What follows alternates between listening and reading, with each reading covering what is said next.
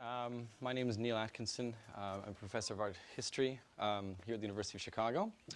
And I'd like you to welcome you to the University of Chicago. Are you having trouble hearing me? A little bit? I'll try to project my voice. I have to say that in my seminar on Wednesday, my voice vanished halfway through. Lester, you remember, right? And I've tried to keep silent ever since then so that my voice will last the hour or so that we're here together, so I apologize. I will try to project. It's okay if my voice is gone by the end of this because I don't have to speak again until next Wednesday. So it's okay. But this is really very much a pleasure for me. I mean, I think that perhaps you might think that this is Humanities Days for you, but it's really for me because I never get an audience this big listening to me ever about anything I have to say, which is absolutely wonderful. And considering the price you pay, that's really means a lot to me. And anyway, so it is something that I value a great deal to talk to people in the community.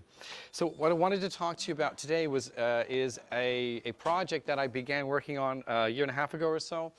And it is a project that I'm hoping will end up becoming a book about the ways in which people understand themselves in the Italian Renaissance in places where they are unfamiliar. A great deal of my research until this point has been on the way in which people actually understand themselves in their familiar neighborhoods, how neighborhood identities are created through space and architecture. As an architectural historian interested in the built environment, I'm very interested in the relationship between individuals, communities, bodies, and the spaces they live in and how that constructs communal identities. And so I thought about getting what would it mean to get lost in the Italian Renaissance? And this came to me, of course, and has anyone been to Venice before?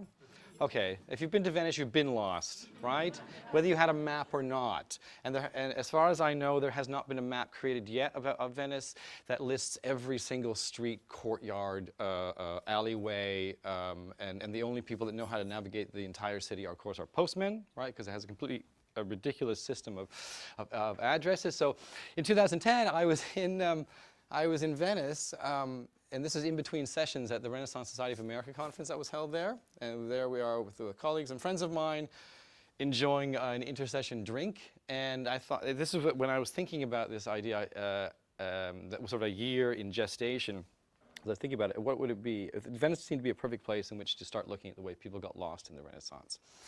Because until about the 18th century, it wasn't fashionable to wander through cities and encounter randomly beautiful vistas or to wander through gardens. I mean, people didn't have that kind of aesthetic walking before the 18th century. It's a kind of an Enlightenment activity, as far as I can tell. Being lost in the Renaissance is a completely different, horrendous, terrifying thing, because not only are you lost in space, but you're lost in time. Because being lost in space in the Renaissance means you have been unhinged from your own psychological, communal, and historical associations with the places in which you live, because you understand yourself as being connected to a space and connected to the history of that space, to the history of your local community, the history of your larger city. And if you lose that, you begin to lose your identity. So it's a big issue. So I began researching, trying to find out people who talked about getting lost in Venice, and I didn't find a thing. And the next year, in 2011, when it was 5 days before the conference when I had to present this material, I still hadn't found a single lost person in Venice until 1690 or so, which is a little bit beyond the Renaissance, at a time when, especially British and French travelers on the Grand Tour are actually what they're doing. What I think they were doing was they were actually, because when you went to Venice, you inevitably had a guide. That's why you didn't get lost. And you weren't in the streets the way we are now, because there are more streets and more bridges than there were in the Renaissance. Many of the streets and bridges in Venice that you can travel over now are 19th century. You always were traveling by water. Therefore, you had someone steering you and guiding you, because if you were walking through the streets, you would get robbed probably, and so you were on the water. You didn't have to worry about getting lost. So, in the late 17th century into the 18th century, it seems as if certain well-to-do travelers on the Grand Tour were not only educating themselves in the world of culture, they were also educating themselves in the world of libertine sex as well. And sexual tourism begins to be an issue in which you need to lose your guide in order to participate in that. And that's, I think, when people start getting lost in Venice. So that wasn't particularly interesting to me. It's interesting in and of itself, but not to me in the Renaissance. And so I had to go elsewhere. And so what I want to talk to you about today are 4 different stories about people getting lost in the Renaissance and what they do about it, to illustrate the ways in which walking or movement, all right, is a way of understanding space and a way of actually developing, maintaining, and safeguarding your identity. So it's walking and thinking about space that is really sort of what is at issue here. So let me, sorry, I want to show you some more pictures too, just to prove to you. I mean, if you haven't been to Venice, for example, I mean, this is a satellite view of Venice. You can Venice, its street layout hasn't changed particularly much since the Renaissance. It's an incredibly dense fabric in which you don't have the kind of visual cues, because you're on very, very narrow streets most of the time, to orient yourself. So orientation is a completely different thing, which comes from habits, and in other aspects of my research, it also comes from sound, which becomes really important for navigating the Renaissance city. In any case, in the Renaissance, here's lines from a poem by Benedetto Accolti, who he writes a poem where he's it's a vitriolic attack against an unknown addressee, and in these lines he's saying. So he's actually, the whole poem is a litany of the most vile curses he can load upon someone. And in this case, he's saying that he wishes that gold and silver be turned into shit by the touch of the poem's unfortunate addressee. Right? So to inverse the alchemical kind of algebra. And that every creature in the earth should find joy in cruelly tormenting him or her. That's what those lines are about. But he also says, later in the poem, be banished to strange streets, which to us isn't a particularly vile insult, but in the Renaissance it was a particularly awful thing to be, because it was literally an undoing of the self if you were living in strange streets that you didn't recognize. So I'm going to take you first to Giovanni Boccaccio, the Decameron, written in the mid-14th century after the plague, which is one of my favorite books ever, and a story. It's a group of 10 men and women who gather outside of Florence amidst the Black Death and tell stories to each other over 10 days. So there are 100 stories. This is day 2, story 5, and it's about Andreuccio, who goes to Naples with a ton of cash. He has 500 gold florins in his purse. He's waving it around, and he wants to buy a horse. He has come to Naples to do so, to the market. Okay, so here's a map of Naples, and the port area is what I want to focus in on here, where this story begins. If you look in the red square here, that's the place in which he's looking around at all the goods coming in and out of the port of Naples, and it's there that a particular prostitute happens to notice him flashing his money and decides to relieve him of the money. And she first finds out about his family from someone else who knows him, so she knows an incredible amount about him, and then she has a servant sent to him at the port and invites him to dinner, and of course he goes. And what I would like to point out is, as he's walking with this person, what happens is that he's led from the port to a place called Malpertugio, which is translated normally as evil hole. So he's going to a place which is advertising in neon lights. This is not the kind of place you might want to go to unaccompanied. But what he's beginning to do is I think, relate to the way in which knowing a territory requires moving through it. All right, and this process of wayfinding is what I'm interested in. Wayfinding as a process that produces knowledge, reinforces memories, and binds communities together. Except that Andreuccio is in a foreign city. He's with someone who knows where they're going, but he's completely oblivious. He thinks he's going to a well-to-do part of town, and yet he's going into this is what it looks like today. It's perfectly fine today, but in the 14th century, it wasn't where you wanted to go. So,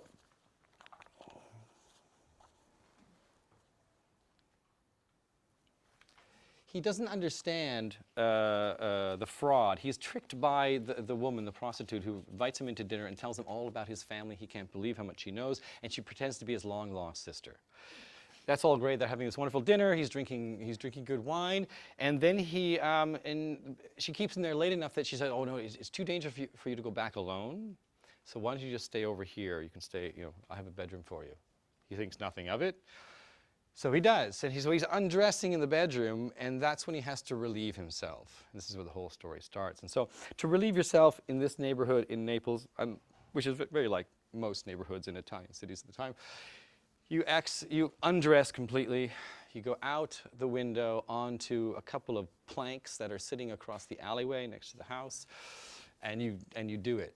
Except that one of the planks had been tampered with so that it fell as soon as he stood on it, and he ended up falling into the cesspool. And so there he is. I mean, and this is what he does right away, of course, is to run around the front, bang on the door, and demand to be let in. Of course, the servant and the prostitute don't recognize him, and the neighbors, of course, this being Naples, of course, are all woken up and start yelling at him as well, telling him he should probably leave because the guy who actually owns this place, who's the prostitute's pimp, will thrash you within an inch of your life, and you better run away now because the 500 florins you lost in the bedroom, right, after you undressed, are not worth your entire life. So they suggest that he leaves. So he's pretty dejected because now he's lost all his money, which he was, and he's naked, he's lost, he's covered in dung, and he's in Naples. He has no idea where he is. And so what he does is he leaves and he walks up the Ruga Catalana. And as he's walking, sorry, I'm just showing this on the map here. There we go. Okay, just you see on the map today. These are the stories I'm trying to figure out exactly where these stories happen, because even though this actually didn't happen, I mean it could have happened, and it happens in real spaces. Here is what happens to him. He finds himself in a small dark hut, and two men come in and start talking, and then they can't ignore this horrible stench, and they begin to think, what the hell is that? And so they find him there, reeking, and they said, okay, listen, do you want to come with us? And they're thieves. They want to come with us on our thieving. And he's okay with that. They say, but first you've got to clean yourself up, right? Because we're respectable thieves. So they take him to a well. There's no bucket in the well, so they tie him to the rope. They let him down. He's washing down in the well, and the night watch comes. And so the thieves run away. The night watch are thirsty, and so they pull up the... And when, of course, they're wondering why it's so heavy, of course. And as soon as he gets within the edge, Andreuccio grabs the edge, freaks out the night watch. They drop their weapons and run away. And there he is, all alone again. They thought they seen a ghost. Then the thieves come back because they wanted to come back and see, if he was still there and whether he was still alive or not. And he was.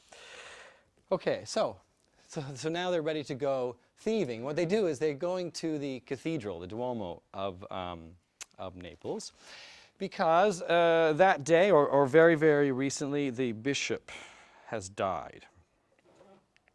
And so there's the cathedral there, the facade, and then here's the interior, and here is the tomb they go to. So here's an illustration from the 15th century illustrating the story. Here's the actual tomb of the bishop who they're about to rob, because the bishop has just died. He's just been interred in the family tomb in the cathedral. And of course, he's been buried with his valuables. And so their idea is they're going to go in there and they're going to make Andreuccio jump into the tomb, take all the valuables away, and then they'll all be rich. And he's in there, and he gets really... It's kind of funny because you see here he's not quite naked because it's the 15th century and they're a little bit prudish, but you see where he's sort of lying on top of the corpse and he's like sort of fidgeting around in it. He's handing things out like the mitre and the staff to the thieves, and then he begins to get worried that he's going to get ripped off, and so the bishop's ring, he says he can't find it, but he puts it in his pocket, and ultimately the thieves get nervous. And they wonder why he can't find the ring, and eventually they say, okay, screw this.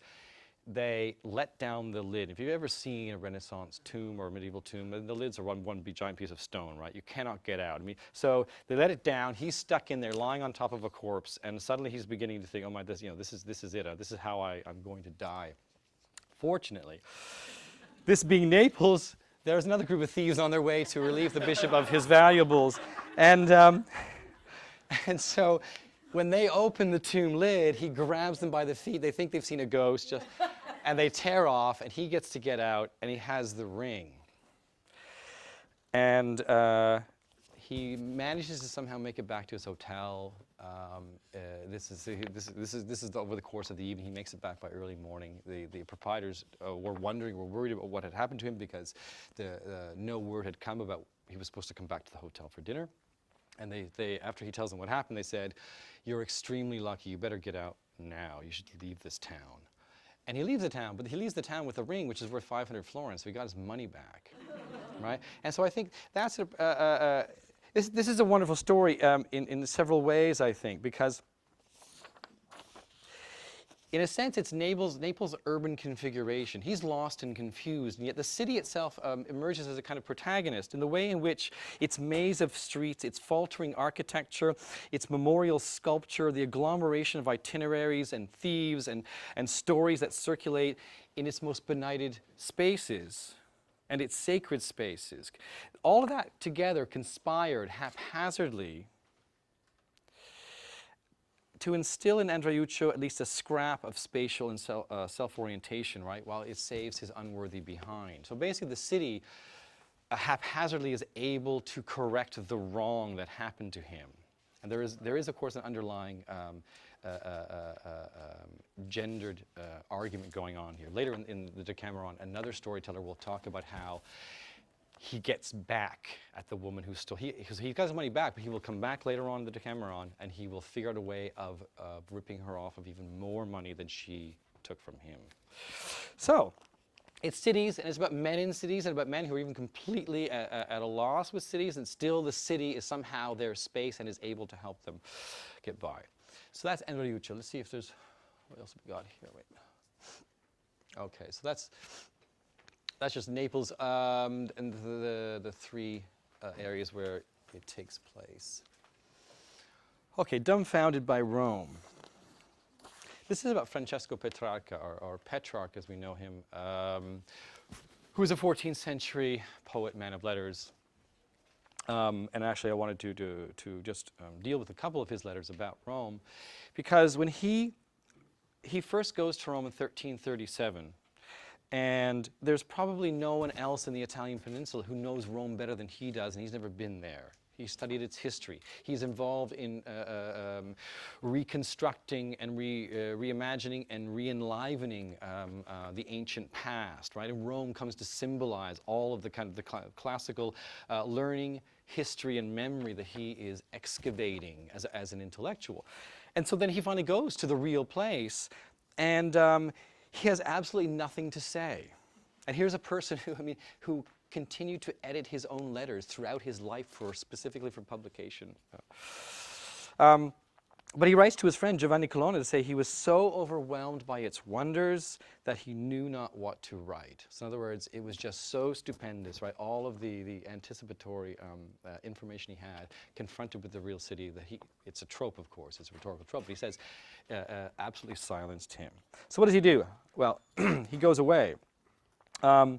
And he comes back in 1341.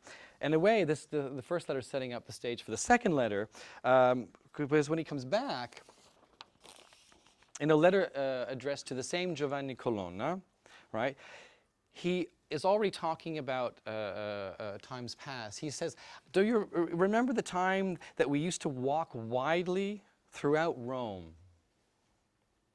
He brings the reader, and then what he does, he brings the reader of the letter on a wandering itinerary, right, where every step he takes in the city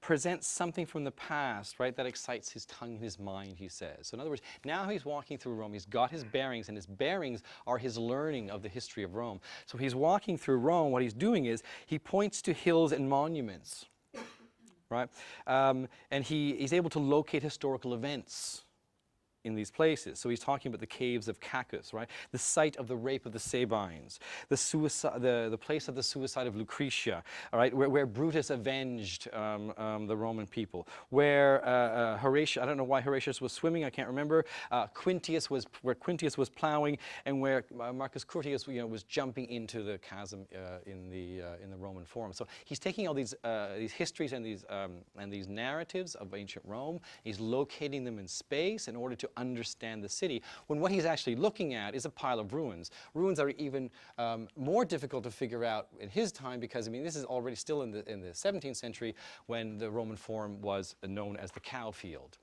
where ranchers would take their herds in for exchange in the Roman market.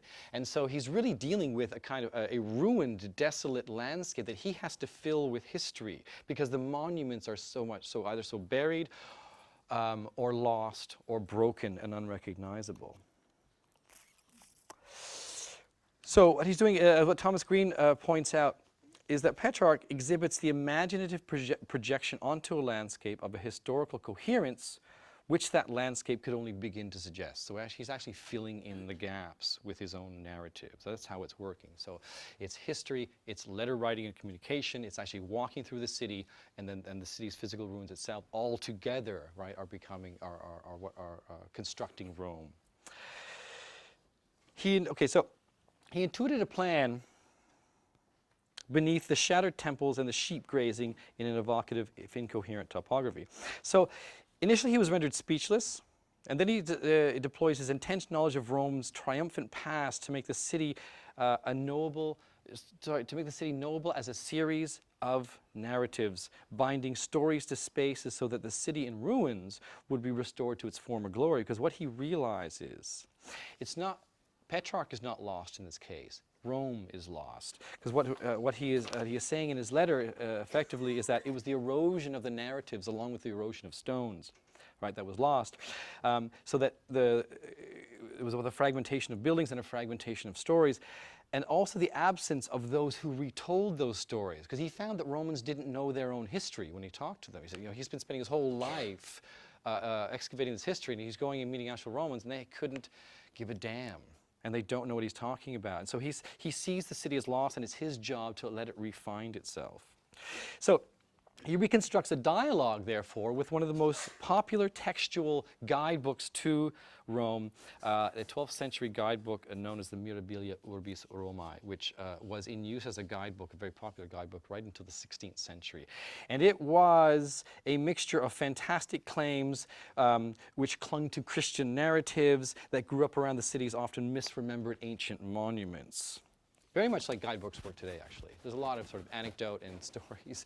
And it's a great storybook. It really, really is. And so people had a common, kind of a common way of talking about Rome through the Mirabilia, through this book. Whether or not it was historically accurate or not was immaterial. And in that work, it lists historical monuments that you should see, right? And so and then it evokes the memory of those places when you stand right in front of them.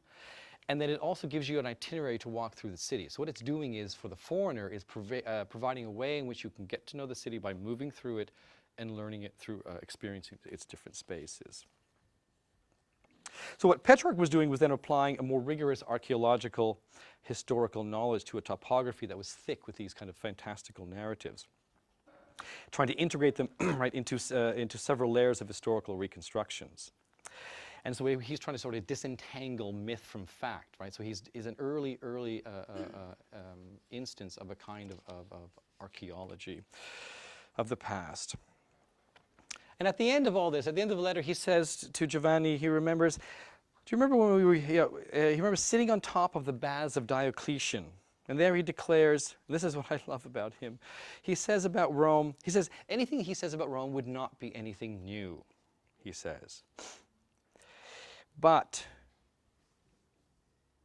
nor would he own anything he said about Rome. But neither was he borrowing anything when he was saying something. He's playing this game of references, which he says, I'm not going to be able to say anything new about the city.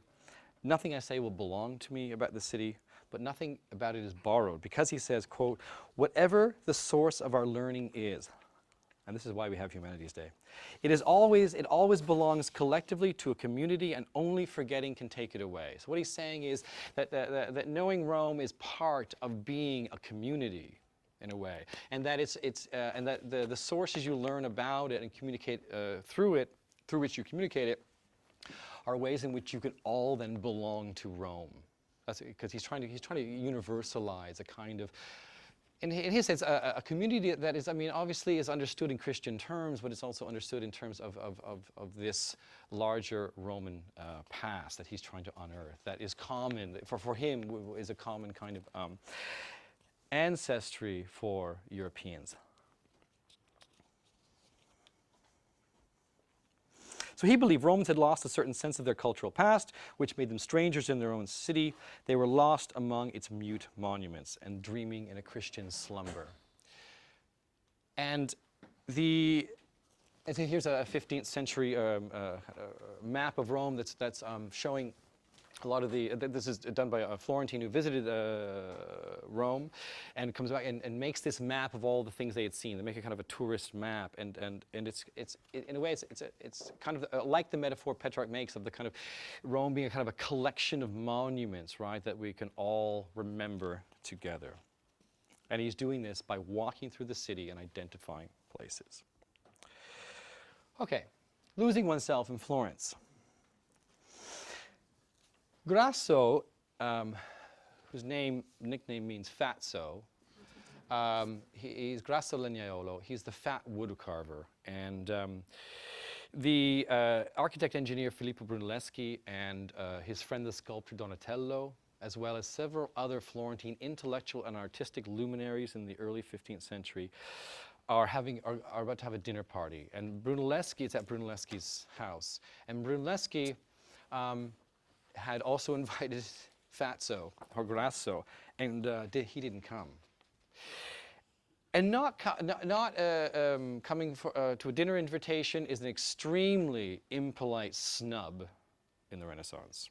And so, during dinner, Brunelleschi says to his friends, okay, if you help me, I can make Grasso forget who he is.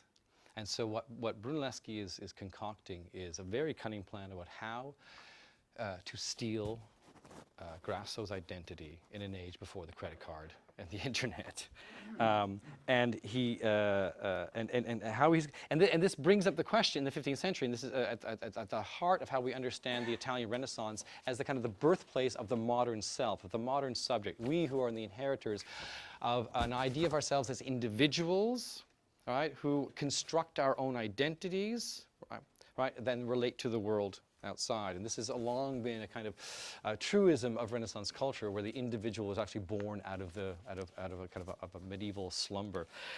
However, as this story shows, your identity did not belong to you necessarily, and it could be taken away. It belonged to others. You had to be recognized by others, and it belonged to the spaces in which you inhabited.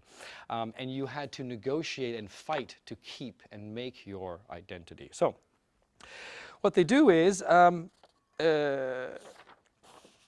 try to make him think he's Matteo. So first of all, a couple of Brunelleschi's co-conspirators come into his wood carving studio, and they start calling him, and his neighborhood is right around the baptistry of Florence. That's the Duomo, the cathedral with the dome that Brunelleschi is about to build when this story is being set around 1409 or 1410. And they call him Matteo, and he doesn't know what they're talking about. And they say, well, where's Matteo? Where's Matteo? He said, no, this is my workshop. And they said, no, it's not, it's Matteo's. And he's, of course, a little bit unnerved by this. And so the first thing he does is after they leave, is go out immediately into his neighborhood square, right around the baptistry, and stands there and waits for someone to recognize him, because he's already worried about who he is.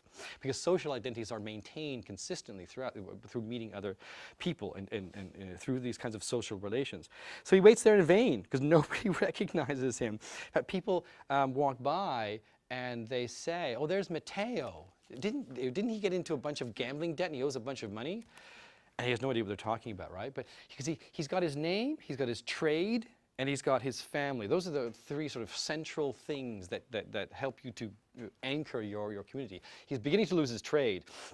He's losing the kind of the neighborhood and the family because he can't find his mother. He goes home to his place. Brunelleschi has somehow managed has figured out that his mother's away in the countryside and locks the door on him. I don't know how Brunelleschi gets in, but Brunelleschi does. And when Grasso, who's now becoming Matteo, goes to the door and knocks, Brunelleschi answers in a falsetto voice that her son is not this person and would please go away, whoever you are. He's getting really freaked out now. And what they do is they send him into really strange places he's not familiar with, even in his own city. In a place like Florence, where everything is about your own neighborhood. What they do is they have police officials come and arrest him for being in debt for gambling. And they bring him to a court where the judge is in on it too. And he's judged, he's thrown into a cell. And he's completely disoriented now. And what happens is, two purported brothers of this Matteo come and get him out of prison, take him home, have the local priest come over and berate him for screwing the family fortune by gambling it all away. And he has no idea what's going on. He's just getting more and more anxious until finally, and he's really unhinged. He's really about to break down. They drug him. And while he's drugged, they bring him back to his bedroom. They throw him backwards on the bed, so his feet are at the head of the bed. And he wakes up to the sound of the morning bell of the Virgin Mary. And he begins to feel okay. He's in his room, but he's upside down in a way. And that sort of starts to freak him out too. What he does again, he does exactly the same thing. He runs out into his neighborhood and starts walking around. But it's funny because in the story, he's stumbling. He's taking several steps forward, and then he's going back, and then steps forward, and then back. And so even in the movement, it's explicit that his confusion, right, is very much connected to the fact that he can no longer even walk through his neighborhood with any confidence because he doesn't know who he is. He walks into the cathedral. There he finds Donatello, Brunelleschi, and several other conspirators laughing and telling a story that he overhears about a guy named Matteo who woke up one day thinking he was Grasso, the fat woodcarver. And wasn't that a funny story that this person had? And so he's beginning to put two and two together, and he's thinking, well, who's who? Who am I? Whose dream am I in, or whose reality am I alienated from? Eventually, of course, he figures it out, and of course, everyone has a really good laugh, and of course, the whole city finds out. That's the thing. Everyone wants to tell the story about how this guy actually was able to be convinced that he wasn't who he thought he was. And the shame was so much that he had to go and get a horse, say goodbye to his family, and go to Hungary. And he went to Hungary, and he worked for. And I have a colleague who was working in the archives in Florence, and she found documents relating to this family. There was a real Grasso. There's a real wood carver. He really did go to Hungary and work for the King of Hungary. He did become very famous there. In the story, he comes back years later, and he thanks Brunelleschi for making him a rich man. So. The meaning of this story, I think, it sheds light on even how the most familiar spaces in one's life, home, workshop, neighborhood, square could be defamiliarized by carefully constructed socio-spatial choreography. Of course, the question is, this story comes in Italian at the beginning of the biography of Filippo Brunelleschi. And the biography, of course, is one of the major documents we have about his life, which was written after he was dead, but was written in the 15th century by a guy called Manetti. And this story preceded it. In the English versions of his story, they get rid of this life. They get rid of the story. And of course, the question is, what is this story doing as a prelude to the life of this great engineer whose glory, right, is the Florentine dome, as well as several churches, and is supposedly single-handedly the person who went to Rome or somehow incorporated a kind of a neoclassical spirit, understood ancient Roman architecture and spirit, brought it back with him in his mind to Florence, and through his building and his design was able to literally give birth to the Renaissance. This is how the story goes. So what is a person like that doing, doing this to one of his contemporaries? And I think that the story has to do with the fact that urban planning in the Renaissance was very much understood as three things, right? It was the erection of buildings, the creation of space, but also the orchestration of bodies. And that there was never an architecture or a city that didn't acknowledge the fact that people have to use it all the time, right? And so Brunelleschi emerges as a master manipulator of all three of these things, right? So in the way he created a parallel city for an audience of one. That's how good of an urban planner he is, because he actually took the actual existing city, turned it into a topography of disorientation for one person through the orchestration of these narratives that then make the same spaces completely unidentifiable to this person. And in a way, I think it's a kind of an allegory of Renaissance urbanism and the kind of massive transformations that cities are about to undergo in the next century or two. So it's this kind of collective mobilization of participating individuals, right, to build the city simultaneously.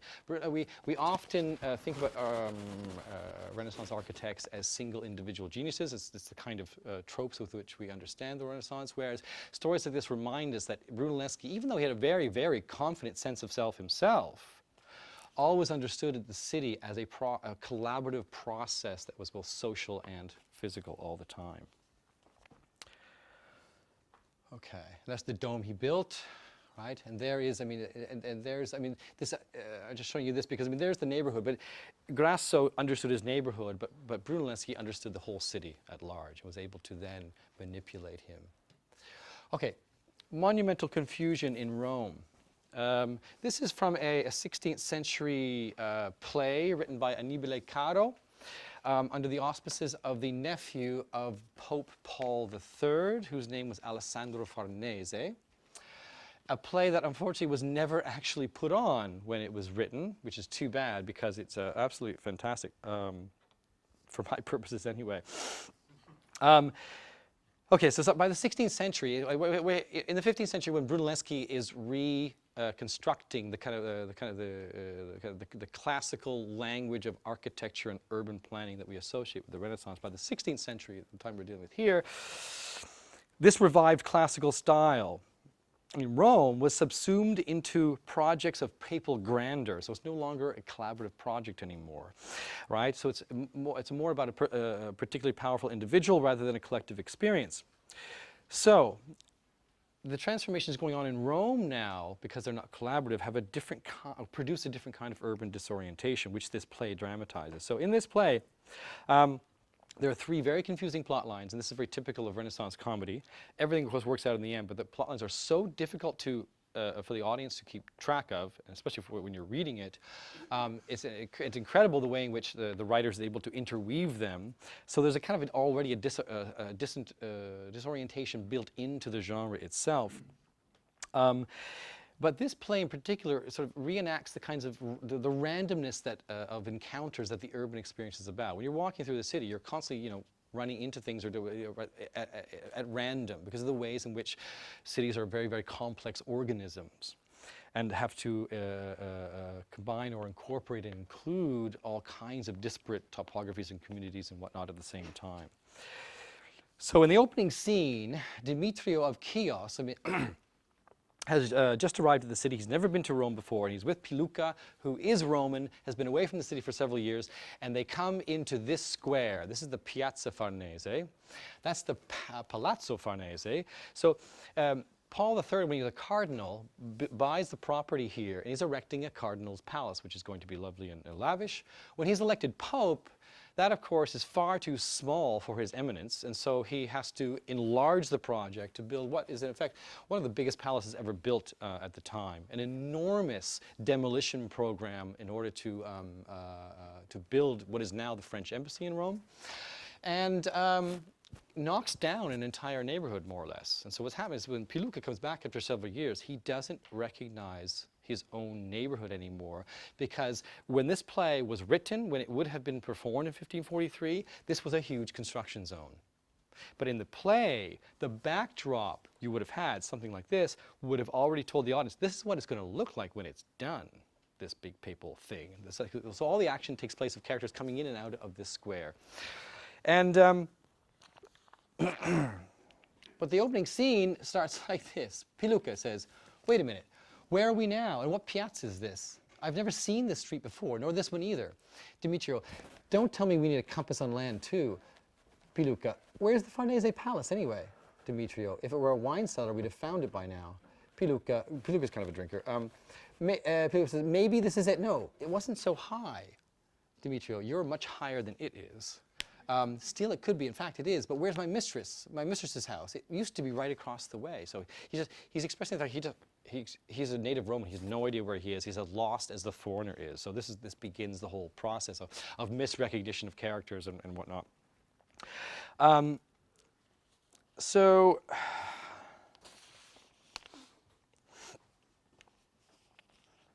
what the audience is seeing, of course, is a series of representations of the completed palace projected into the future, while what they would have seen actually on the streets of Rome was a big pile of building material and workers and whatnot, and half-demolished buildings of various sites under construction.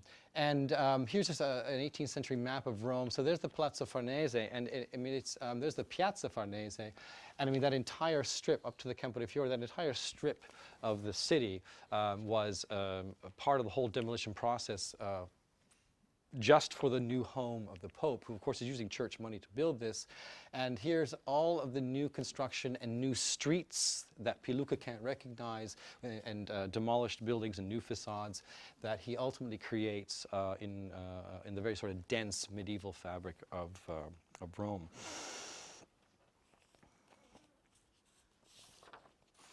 Okay. So what the Demetrio suggests they do, since they don't know where they are, is that they might at least wait around to be recognized by some people in the neighborhood. That's their last, right, the straw, at least, and eventually someone does come. So they begin to figure out that they're near where they want to be. And this idea of urban disorientation is sustained throughout the play. There's to give you a sense of the scale of this building, right, in Rome itself, even to this day. Where characters in the play are continually confused by the massive transformation that the palace has brought to bear by wiping out huge swaths of the neighborhood, by the metamorphosis of a modest cardinal's palace into a papal behemoth. And it was this construction and demolition that was creating a kind of disorientation that is very, very kind of the complement to the disorientation that Petrarch saw in Rome 2 centuries before. Because what Paul was dreaming of was a new imperial city. Rome had been incredibly decimated physically, financially, and socially by the Babylonian captivity, by the popes living in France for most of the 14th century, from the most recent sack of 1527, when imperial troops entered the city and caused bedlam. And here are just some of the projects that he was involved in. He lamented the state of decay and the continued destruction of ancient monuments. What was happening is that major monuments and ancient sculpture all over Rome were being according to him, being melted down into lime to construct new buildings. And so they're using the ancient city literally as a quarry to build the new city. And he's lamenting this, and he's actually implementing laws and taxes against the reuse or the recycling of ancient building material. And he's trying to reconstruct certain things like fortifications around the Vatican Palace, the Baths of Caracalla, the Forum of Trajan, the Roman Forum as well, Via del Corso, that long street.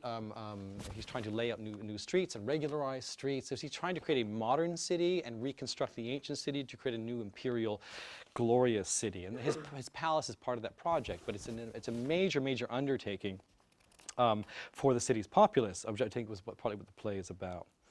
One of the let me just touch my head too. During the sack, 30,000 buildings had been plundered. There was murder, there was rape, there was fires were set. It was very, very traumatic for the people who witnessed it. So this is a new papal propaganda of trying to reinstill civic pride in Rome. It's also about domestic greed, and it's also about religious reform, because, you know, as we know at this time, there are a great many reformists, and the Reformation itself is threatening the hegemony of Rome and the Catholic Church over Europe, or over Christendom in general. And so a renewed splendorous city would also be part of that project of regaining its legitimacy. And there he is, just to give you an idea of him. That's him when he's lamenting all of this together. because he's one of the major builders of the 16th century. In the play that's translated as the Ragged Brothers, the two principal characters, who are not really principal characters, the Ragged Brothers, are compared to the castrum pollux. The castrum pollux are ancient Republican military heroes to which monuments and temples were raised in Rome, and they begin to symbolize. There's an ancient castrum pollux that were re-erected on the Quirinal Hill at the Papal Palace, which is now where the President of the Republic of Italy lives, and they become a kind of a shabby, this is from a 1949 performance of this play when they finally put it on. It's basically, they represent the kind of the degradation and the shabbiness of what used to be the glorious military, virtuous state of Rome, and they're sort of wandering around like, like half-wits. And so this is the sort of allegory of what Rome has turned into. So they're a bit filthier, they're wearing shabby clothes, and they hardly stand out in a city that's falling into ruin around them. So this play is also partly about trying to promote the fact that Paul's rebuilding schemes are about trying to, resurrect, right, ancient Roman grandeur. So the city's monuments become, I think, in the play, they become reconceived as weapons in a propaganda war, because there's a crazy lunatic, Mirandola, in the play, who sort of, in a very comic way, makes it clear when someone has robbed him of money, what he's going to do is, he is going to, let me find it here, sorry. Okay, in his mad ravings, the Castel Sant'Angelo, which is the tomb of Hadrian, will become, and the papal fortress, will become an armored war horse. The Colosseum and the Pantheon will be used as gun turrets, and the columns of Trajan and Antoninus, now the column of Marcus Aurelius, will be mounted as cannons. And then he says, and the towers of St. Peter's will act as battering rams, and the arches of the Roman baths will serve as crossbows. So in other words, all of these ancient and modern monuments will be turned into weapons against the degradation of Rome. It's kind of a comic expression of that. And sorry, let me go back here if I can. So, what I think Paul was doing, Paul was scripting his own theatrical scenography. He was trying to reorganizing the streets and opening up new ones in the city, which also involved tearing down large areas of existing buildings. These extremes of urban planning, of both utopia and urban sprawl. He was trying to acknowledge and forestall criticism, right? Because he was giving his audience the dream of the final product. The Rome you're going to get is going to be another glorious Rome. So just put up with the damn problems right now. And it's couched in a comedy. I think he was preparing audiences for the huge transformations that were to come. So even if there had been an audience to enjoy this scene, it would have been able to laugh at the absurd attack against the play's hapless brothers, but would they also have recognized behind the unhinged countenance of Mirandola the very serious figure of Paul III, who was going to deploy such monuments in a multi-pronged campaign to purge the squalidly adorned city?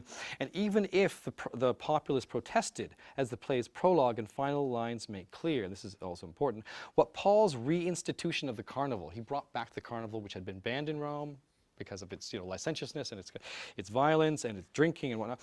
He brought back the carnival, and he had a lavish program of processional celebrations through the city, right? It's bread and circuses with Paul III.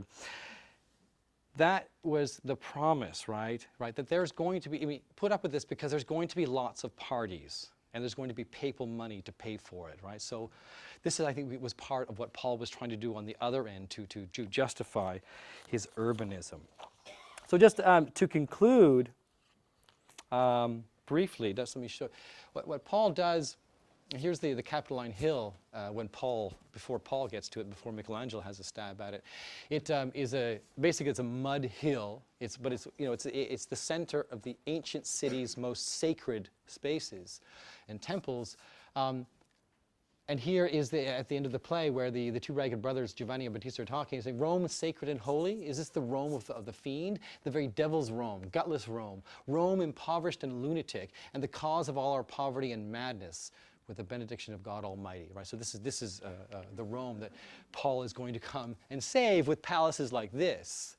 that he's building for the better part of a century or so in the middle of Rome.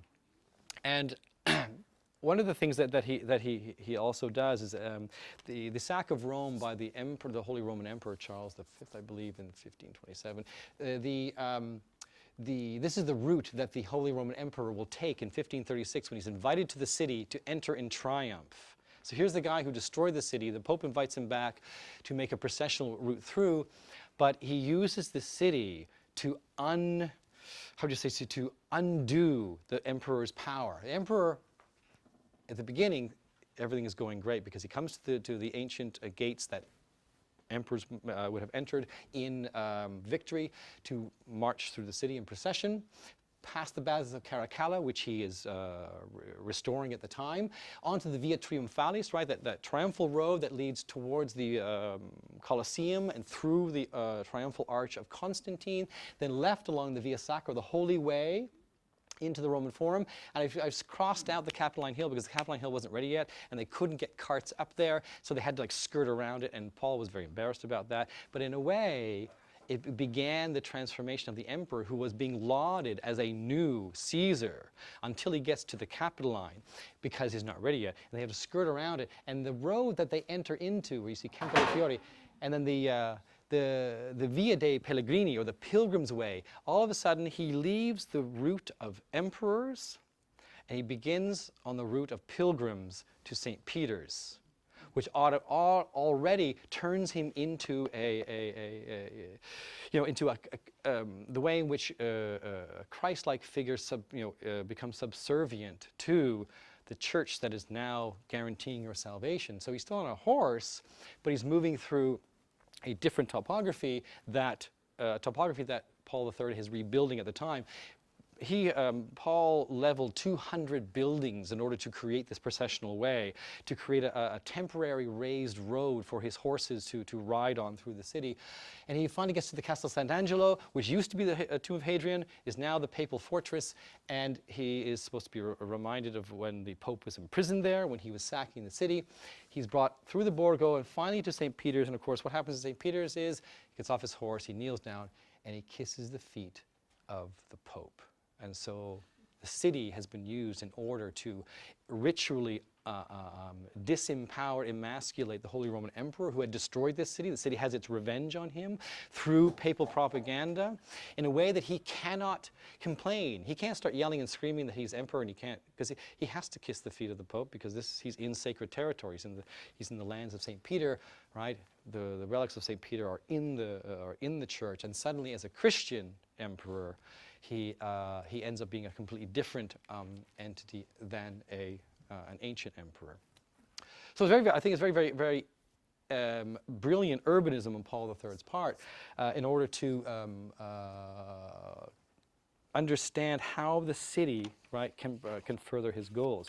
Just to end completely, just let me read you something here to try and sum up what I've just told you about these four stories. In each of these stories, dramatic urban and architectural transformations provide the stimulus to both write about and perform urban perambulations, right? So it's the disorientation that gets people writing about it, and it also gets them walking as well, to inspire the most inquisitive minds to overcome such disorientation through exploring the complex web of narratives, topographies, and itineraries that constituted urban experience. Getting lost in the Italian Renaissance was conquered by a stubborn refusal to stand still. In the spirit of the cynic philosopher Diogenes of Sinope, who, when someone asked or someone claimed to him that there was no such thing as motion, he simply got up and walked away. Urban disorientation and social dislocation, and you can't have one without the other in the Renaissance, was overcome by setting oneself in motion through those very dreaded streets. So if you're lost, you have to make your way through those damn streets. And foreign neighborhoods, which is summed up in this phrase, this Latin phrase, solvitur ambulando, right? It is solved by walking. Thank you.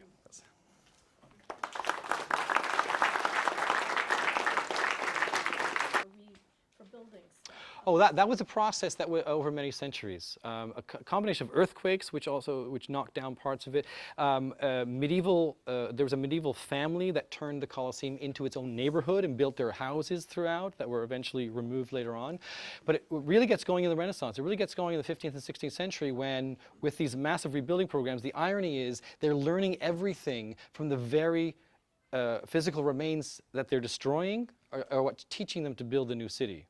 And already, I mean, the early Christian structures in Rome, like the 5th century church, 4th century churches, Church of Santa Maria Maggiore, for example, I mean, all the columns in there are reused from ancient buildings. This is very, very much, the Christians had been doing this with their monumental architecture for centuries.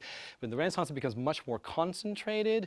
And there's a famous saying when, in the 17th century, when Gian Lorenzo Bernini, the architect to Pope, I believe, Urban VIII, I can't remember.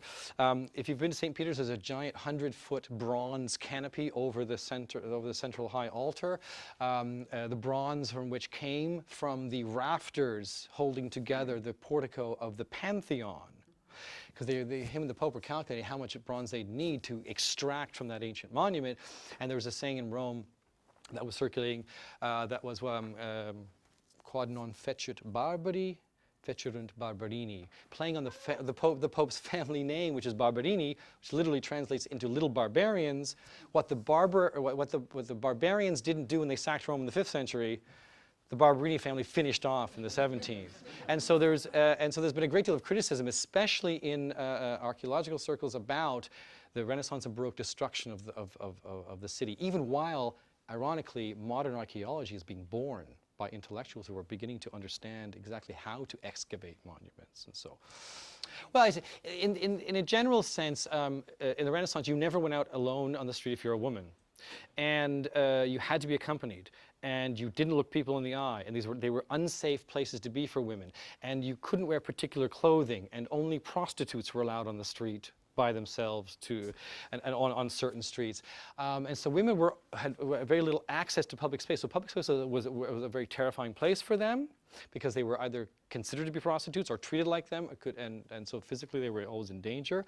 And so the public space became male space, identified as such rhetorically, even though we know lower class women are on the street all the time, but it is a dangerous place. So I think that Boccaccio is very, very sly, and he's very, very smart about playing on that trope, knowing that even though he's in complete trouble in Naples, because he's a man, that can actually happen. He can actually get out of it okay. I don't know particularly, but yes, of course. I mean, especially in Rome, where you have different nations like Spain and France in particular, but all of the Christian nations had huge bureaucratic spaces set up there. I'm assuming that from the people that I've read who go to Rome a little later on, and of course if you're traveling, you're well-to-do, you were always a guest of someone. It was up to the nobles to put up people, and so you were always taken around as well. That's an excellent question. This is something that I do hope to answer. What happens when the world becomes a much more global place, as opposed to just being lost in the neighborhood beyond yours, right? And what I'm looking at are Italians who actually go out of the Italian peninsula and maybe go to the east, and how they navigate themselves there, because this is at a time from the 14th through the 16th century, even before, that Italian merchants in particular, they're trading throughout North Africa into the Black Sea, and they are spending years in foreign territories.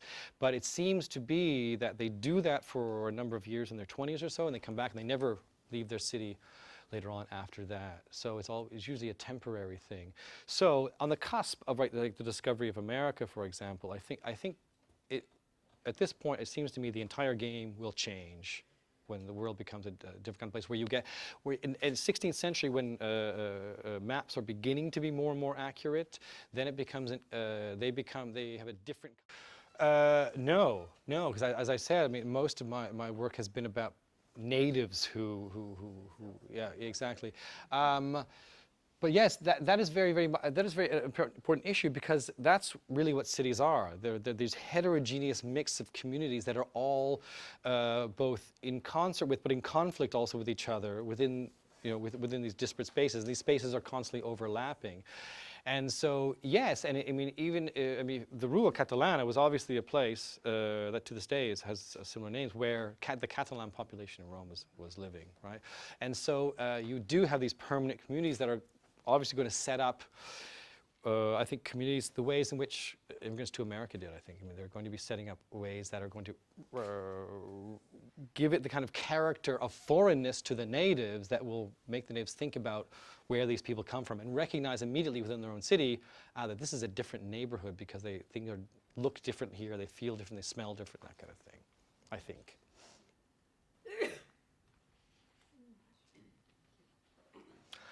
Great, well, thank you very, very much. It was really a pleasure. Thank you.